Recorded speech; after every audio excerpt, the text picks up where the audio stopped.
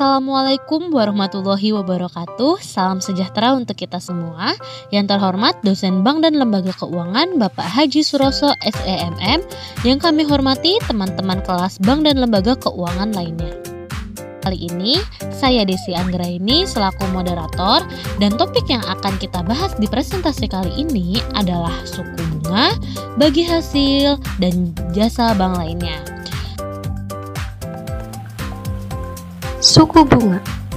Pengertian suku bunga adalah balas jasa yang diberikan oleh bank berdasarkan prinsip konvensional kepada nasabah yang membeli atau menjual produknya.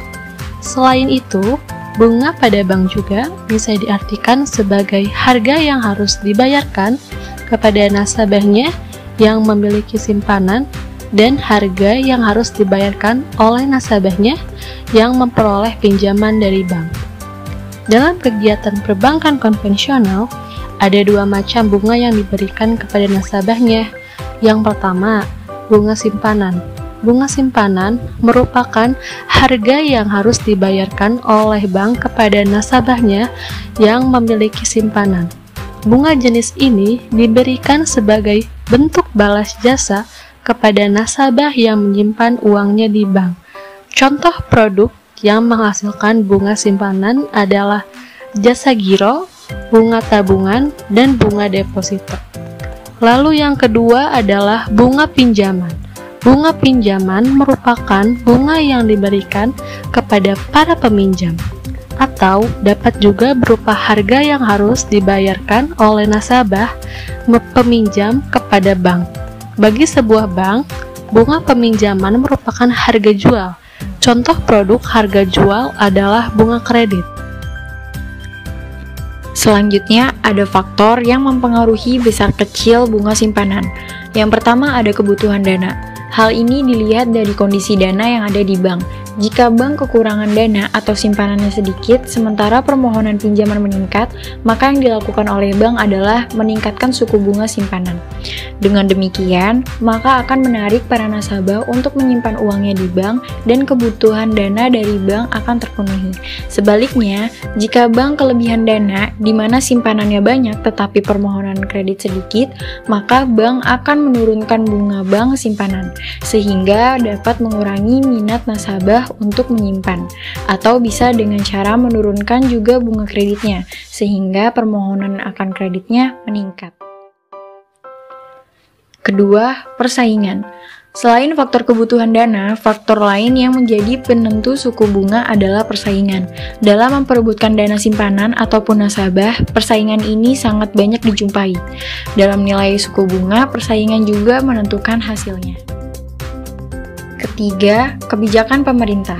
Dalam beberapa kondisi, pemerintah dapat menentukan batas minimal dan maksimal suku bunga, baik bunga pinjaman maupun bunga simpanan. Dengan demikian, bank tidak bisa melebihi batas yang telah ditentukan oleh pemerintah. Keempat, target laba yang diinginkan. Target laba yang diinginkan merupakan besarnya keuntungan yang diinginkan oleh bank. Jika laba yang diinginkan oleh bank besar, maka bunga pinjamannya pun ikut besar. Demikian juga sebaliknya, jika laba yang diinginkan oleh bank sedikit, maka bunga pinjamannya pun sedikit. Yang kelima adalah jangka waktu. Jangka waktu yang dimaksud adalah jangka waktu peminjaman. Semakin panjang jangka waktu peminjaman, maka akan semakin tinggi bunganya. Sebaliknya, jika semakin pendek masa waktu peminjaman, maka akan semakin kecil bunganya. Hal ini disebabkan karena besarnya kemungkinan risiko yang ada di masa mendatang. Selanjutnya, faktor yang mempengaruhi besar kecil bunga simpanan. Yang keenam, yaitu kualitas jaminan. Kualitas jaminan yang dimaksud adalah kualitas jaminan yang diberikan oleh peminjam kepada pihak bank. Semakin liquid jaminan yang diberikan, maka semakin rendah bunga yang dibebankan. Misalnya, jika jaminan berupa sertifikat deposito, yang jaminannya akan lebih rendah dibandingkan dengan jaminan sertifikat tanah. Yang ketujuh, terdapat reputasi perusahaan. Reputasi dari sebuah perusahaan yang akan memperoleh kredit maka akan sangat menentukan tingkat suku bunga yang dibebankan nantinya, karena biasanya perusahaan yang bonafit kemungkinan resiko kredit akan macet di masa mendatang dan akan menjadi relatif kecil. Bonafititas adalah suatu hal yang dapat dipercaya baik dari segi kejujuran maupun dari segi kemampuan. Yang kedelapan, terdapat produk yang kompetitif. Maksud dari produk yang kompetitif adalah produk yang dibiayai produk tersebut biasanya produk yang laku di pasaran. Dan yang kesembilan, terdapat hubungan baik. Biasanya pihak bank akan mengelola nasabahnya menjadi dua, yaitu nasabah utama primer dan nasabah biasanya atau sekunder. Pengelola ini berdasarkan pada keaktifan serta loyalitas dari sebuah nasabah yang bersangkutan terhadap bank. Nasabah utama biasanya mempunyai hubungan yang baik dengan pihak bank, sehingga dalam menentukan suku bunganya pun berbeda dengan nasabah biasanya. Yang ke-10, terdapat total biaya dana. Total biaya dana merupakan biaya untuk memperoleh simpanan setelah ditambah dengan cadangan wajib yang ditetapkan oleh pemerintah. Biaya dana ini tergantung dari besar kecilnya yang ditetapkan untuk memperoleh dana melalui produk simpanan. Yang ke-11, terdapat laba yang diinginkan. Laba yang diinginkan merupakan laba yang ingin diperoleh oleh pihak bank dan biasanya dinyatakan dalam persentase tertentu. Dan yang terakhir, terdapat cadangan resiko kredit macet. Cadangan resiko kredit macet merupakan cadangan terhadap macetnya kredit yang diberikan. Hal ini dikarenakan setiap kredit yang diberikan pasti mengandung suatu resiko yang tidak terbayar. Faktor yang mempengaruhi besar kecilnya bunga kredit selanjutnya yaitu biaya operasi. Biaya operasi merupakan biaya yang dikeluarkan oleh pihak bank dalam melaksanakan kegiatan operasinya. Biaya ini terdiri dari biaya gaji, biaya administrasi, biaya pemeliharaan, dan juga biaya-biaya lainnya. Yang terakhir ada pajak.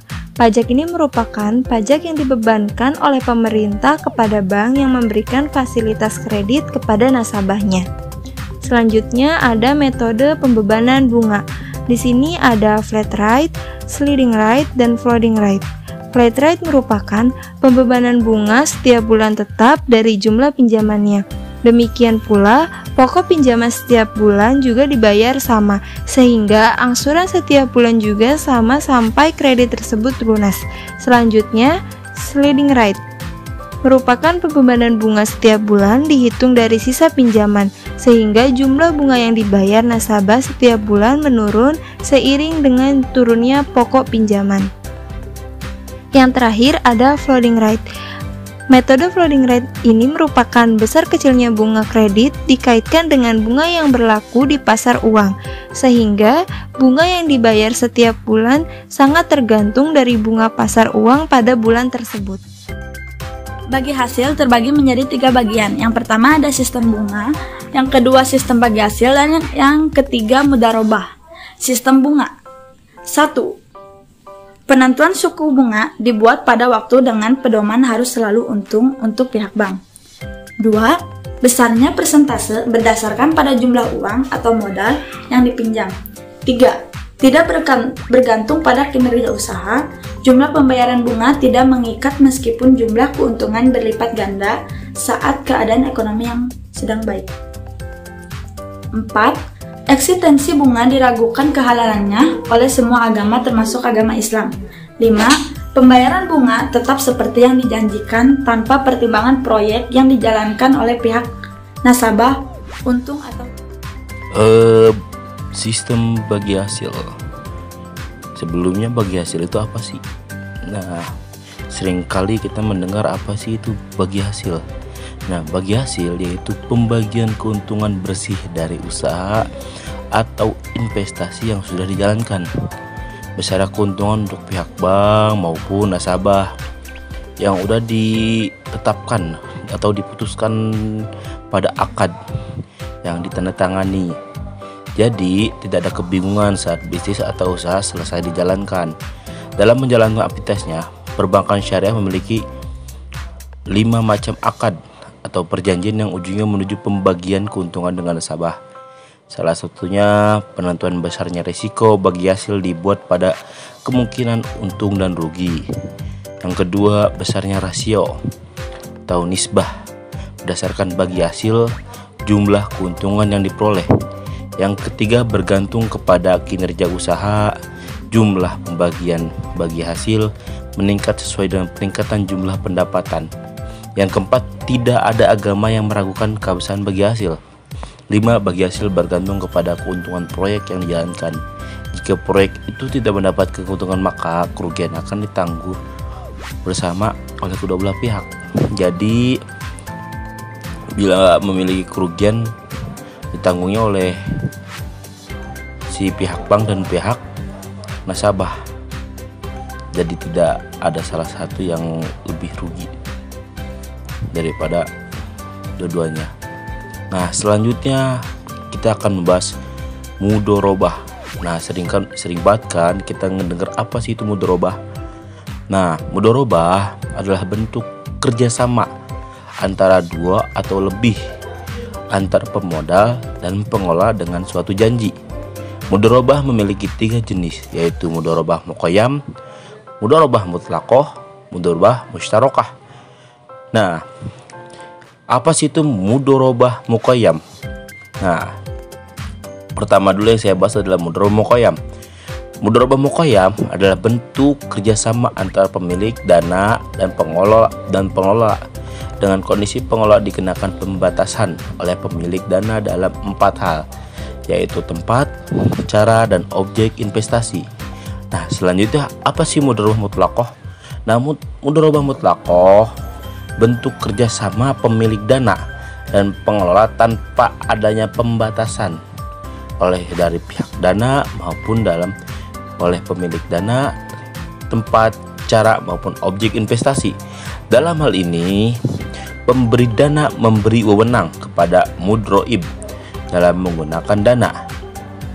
Nah, selanjutnya mudorobah mustarokah. Apa sih mudorobah mustarokah itu? Nah, mudorobah mustarokah bentuk mudorobah di mana pengelola dana menyertakan dananya dalam kerjasama investasi. Akad mustarokah ini merupakan perpaduan antara mudorobah dan akad mustarokah. Nah, jadi mudorobah mustarokah ini gabungan antara mudorobah dan akad mustarokah. Jasa perbankan lainnya. Yang pertama, transfer. Transfer adalah suatu kegiatan jasa bank untuk memindahkan sejumlah dana tertentu sesuai dengan perintah si pemberi amanat yang ditunjukkan untuk keuntungan seseorang yang dituju sebagai penerima transfer. 2. Inkaso. Inkaso adalah pemberian kuasa pada bank oleh nasabah, baik perusahaan maupun perorangan, untuk melakukan penagihan terhadap surat-surat berharga, baik yang berdokumen maupun tidak berdokumen, yang harus dibayar setelah pihak yang bersangkutan berada di tempat lain, dalam atau luar negeri, menyetujui pembayarannya. 3. Clearing. Clearing adalah cara penyelesaian utang piutang antara bank peserta clearing dalam bentuk warkat atau surat-surat berharga di suatu tempat tertentu seperti cek, billet, CD, nota bet, dan nota kredit. Yang keempat, sistem Bank Indonesia Real Time Gross Settlement adalah sistem transfer dana elektronik antara peserta dalam mata uang rupiah yang penyelesaiannya dilakukan secara seketika per transaksi secara individual. Selanjutnya, saya Regina Mutiarasari akan memaparkan materi. Yang kelima ada bank draft. Bank draft adalah wesel yang dikeluarkan oleh bank kepada para nasabahnya. Wesel ini diperjualbelikan. Adapun keuntungan bank draft. 1. Lebih aman dari uang tunai karena jika bank draft tersebut hilang atau dicuri, maka pemilik dapat melakukan stop payment. Untuk itu, uang akan dikembalikan atau dapat juga menerbitkan bank draft yang baru. Yang kedua, kurs dan biaya yang dikeluarkan lebih murah. lebih aman karena hanya nama orang yang tertera dalam bank draft tersebut yang bisa mencairkannya dengan menunjukkan ID yang berlaku pada saat pencairan. Yang keenam ada cek wisata atau traveler's check. Traveler's check atau cek wisata adalah kertas berharga dalam mata uang yang dikeluarkan oleh suatu bank, di mana bank tersebut akan membayarkan sejumlah uang yang tertera di dalamnya kepada orang yang tanda tangannya tertera pada traveler's check tersebut. Contohnya hotel dan supermarket. Cek wisata juga digunakan sebagai hadiah kepada para relasinya. Jenis-jenis traveler's check yang beredar dapat dilihat dari segi mata uang, antara lain yang pertama, traveler's check mata uang rupiah. Yang kedua, traveler's check dalam valuta asing. Untuk traveler's check dalam valuta asing diterbitkan oleh bank yang berstatus bank devisa. Terdapat beberapa manfaat bagi penggunaan traveler's check. 3 diantaranya yaitu: 1. Memberikan kemudahan berbelanja, karena traveler's check dapat dibelanjakan atau diuangkan di berbagai tempat. Yang kedua, mengurangi resiko kehilangan uang karena setiap traveler's check yang hilang dapat diganti.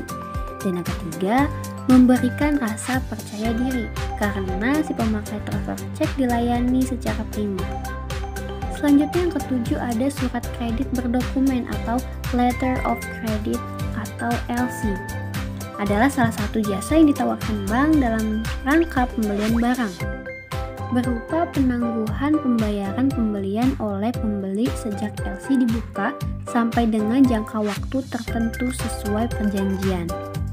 Apabila dokumen yang diserahkan oleh beneficiary sesuai dengan syarat dan kondisi janji tulis yang diterbitkan oleh issuing bank atau letter of credit.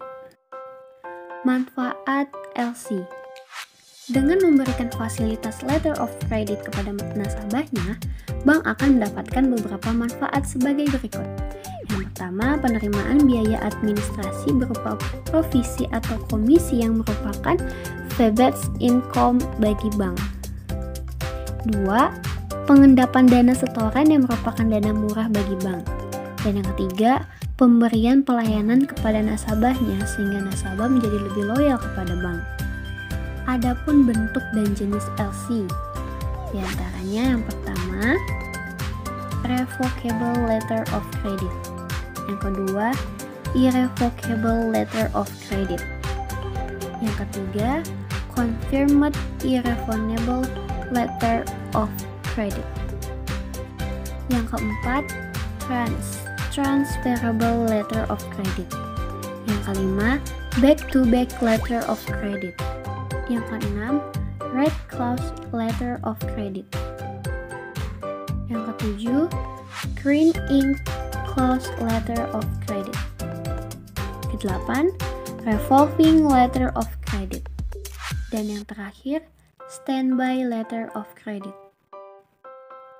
Selanjutnya yang kedelapan ada bank garansi. Bank garansi adalah suatu fasilitas kredit non-cash loan yang diberikan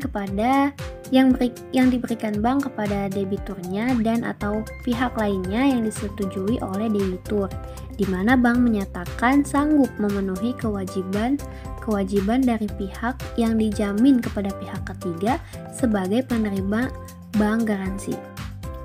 Penerbit bank garansi hanya dapat dilakukan apabila telah memenuhi beberapa persyaratan. Di antaranya adalah 1. Telah dituangkan dalam perjanjian kredit. Yang kedua, surat permohonan pembukuan bank garansi dari nasabah. Yang ketiga, dokumen identitas permohonan. Keempat, dokumen legalitas usaha. Kelima, semua dokumen jaminan yang dipersyaratkan telah dilakukan pengingat jaminan. Dan yang terakhir, keenam, telah memberikan margin deposit sesuai ketentuan dengan peraturan pemberian kredit bank garansi. Safe Deposit Box atau SDB adalah jasa penyewaan kotak penyimpanan harta atau surat-surat berharga yang dirancang secara khusus dari bahan baja dan ditempatkan dalam ruang khasanah yang kukuh dan tahan api untuk menjaga keamanan barang yang disimpan dan memberikan memberikan rasa aman bagi penggunanya. Ada beberapa ketentuan umum dan keuntungan yang diperoleh nasabah yang memanfaatkan layanan SDB di bank. Yang pertama adalah aman, karena uang penyimpanan yang kukuh dilengkapi dengan sistem keamanan terus-menerus selama 24 jam. Untuk membukanya diperlukan kunci dari penyewa kunci dari bank. Yang kedua adalah fleksibel, karena tersedia dalam berbagai ukuran sesuai dengan kebutuhan penyewa, baik perorangan maupun badan. Yang ketiga adalah mudah, karena persyaratan sewa cukup dengan membuka tabungan atau giro. Electronic banking atau e-banking. Bank menyediakan layanan electronic banking atau sering dikenal luas sebagai e-banking untuk memenuhi kebutuhan melakukan transaksi perbankan selain yang tersedia di kantor cabang dan ATM. Dengan menggunakan e-banking, nasabah bank tidak perlu lagi membuang waktu untuk antri di kantor-kantor bank atau ATM. Mengingat saat ini banyak transaksi perbankan dapat dilakukan dimanapun dan kapanpun serta dengan mudah dan praktis melalui jaringan elektronik seperti internet dan telepon genggam. Transaksi jual beli valuta uang asing. Bank juga dapat memberikan layanan transaksi jual beli mata uang asing atau falas sesuai kurs atau nilai tukar mata uang terhadap mata uang lainnya. Terdapat berbagai jenis kurs yang dikenal luas. Yang pertama adalah kurs banknotes. Adalah kurs yang digunakan untuk jual atau beli banknotes secara tunai atau fisik kepada atau dari pelaku transaksi. Yang kedua adalah kurs telegraphic transfer. Adalah kurs yang digunakan untuk jual beli mata uang asing yang dilakukan secara pindah buku atau transfer. Yang ketiga adalah kurs traveler check. Adalah kurs yang digunakan untuk jual atau beli traveler check atau cek perjalanan. Yang keempat adalah book rate. Adalah kurs yang digunakan untuk transaksi dengan mata uang yang sama. Yang kelima adalah kurs tengah BI. Adalah kurs yang digunakan untuk pembukuan TFX atau pelaporan. Layanan pembayaran dan kebijakan gerbang pembayaran nasional.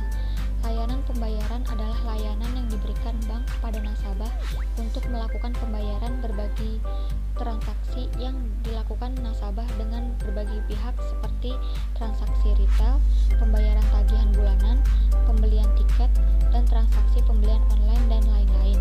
Setelah melakukan pembelian barang atau jasa, nasabah kemudian melakukan pembayaran dilakukan dengan menggunakan berbagai media pembayaran yang disediakan bank seperti mesin edisi, ATM, atau mobil banking. Baiklah, demikian presentasi dari kami kelompok 1. Saya Desi Anggraini selaku moderator tentu memohonkan maaf apabila ada kekurangan dan juga hal-hal yang kurang berkenan. Sampai jumpa. Wabillahi taufiq wal hidayah. Wassalamualaikum warahmatullahi wabarakatuh.